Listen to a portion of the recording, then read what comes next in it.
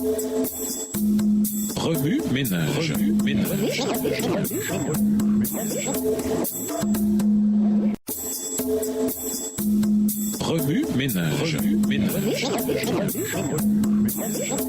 Bienvenue à notre émission Remue ménage. Voilà, leçon de lundi, interprétée, consacrée corps, âme et esprit. Romains 12, verset 1 est l'un des nombreux passages où Paul insiste sur l'idée que notre corps ne nous appartient pas. Il invite chaque membre d'Église à répondre à l'immense miséricorde de Dieu en offrant son corps en sacrifice vivant à Dieu. Ceux qui sont émerveillés par l'amour de Dieu qui a offert son Fils en sacrifice pour nos péchés sont incités à présenter leur propre vie à Dieu comme un sacrifice vivant prêt à servir. Dieu ne nous demande pas de faire pour lui ce qu'il n'est pas disposé à faire pour nous. Il veut un engagement total de notre part. Il désire que nous lui apportions tout notre être, corps, âme et esprit. Or, la santé de l'esprit et de l'âme dépend largement de l'état du corps. Nous retrouvons ce principe ailleurs dans les écrits de Paul lorsqu'il parle du corps comme d'un temple. 1 Corinthiens 3, le verset 16 et 1 Corinthiens 6, le verset 19. Lorsque le corps temple est délabré, sa capacité à servir et à adorer en est affaiblie. Parfaitement conscient de ce principe, Satan fait tout ce qu'il peut pour déformer le corps à son profit et à notre détriment. Voici l'une des nombreuses philosophies qu'il répand pour atteindre cet objectif. C'est ton corps, fais-en ce que tu veux. L'enjeu ici est celui de la propriété et, au final, de l'origine à qui appartenons-nous, à Dieu ou à nous-mêmes. La façon dont nous traitons notre corps montre ce que nous pensons vraiment de cette importante question. Nous appartenons à Dieu, premièrement, parce qu'il nous a créés et deuxièmement, parce qu'il nous a rachetés du péché. Sur la base de tout ce que Dieu a fait pour nous et de toute la miséricorde qu'il nous a témoignée, Paul nous appelle à être un sacrifice vivant, à nous présenter vivants, à consacrer à Dieu toute notre énergie et notre puissance en vue du service. Paul qualifie ce service de raisonnable ou logique, précisément en raison des miséricordes de Dieu. En glorifiant Dieu dans notre corps, nous bénéficierons des mêmes bénédictions physiques et mentales que Daniel et ses amis dans Daniel 1.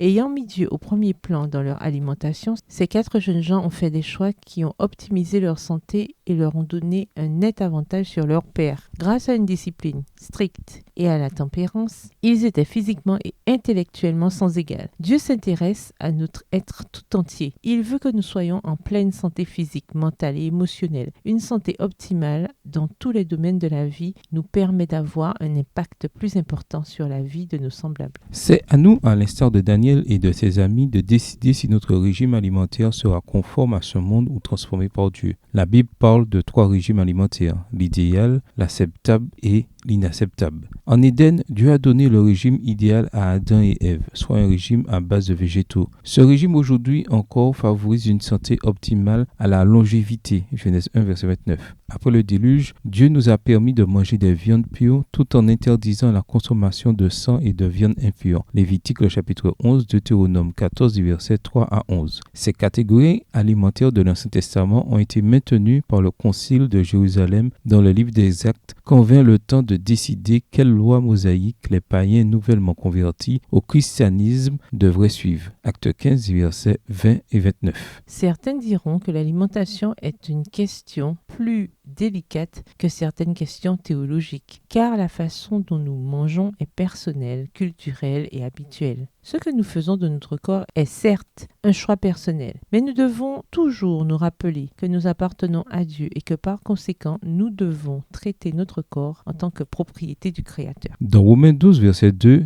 2 verbes contrastés représentent 2 voies très divergentes qui mènent à des résultats très différents, conformer et transformer. La puissance transformatrice de Dieu ne pourra jamais accomplir ce qu'elle doit être dans nos vies si nous ne sommes pas prêts à sortir du moule de ce monde. Nous ne pouvons pas nous conformer à Dieu et à ce monde en même temps. Accepter l'un, c'est rejeter l'autre. La puissance de Dieu ne se contente pas d'opérer un changement superficiel et éphémère. L'œuvre transformatrice de Dieu sur nos cœurs se reflète dans notre être le plus profond, dans notre nature même. Elle se produit de l'intérieur vers l'extérieur. Remue ménage, après avoir regardé votre texte écrit et annoté, quels éclairages particuliers vos notes semblent-elles indiquer dans l'ensemble? Quelles questions émergent après l'étude de la leçon d'aujourd'hui? Quelle partie trouvez-vous difficile? Quels autres principes et conclusions découvrez-vous? Quels sont les avantages d'un mode de vie plus sain? Au revoir. Et à demain si Dieu veut.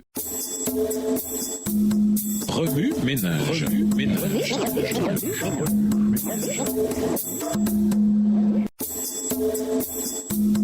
Remue-ménage.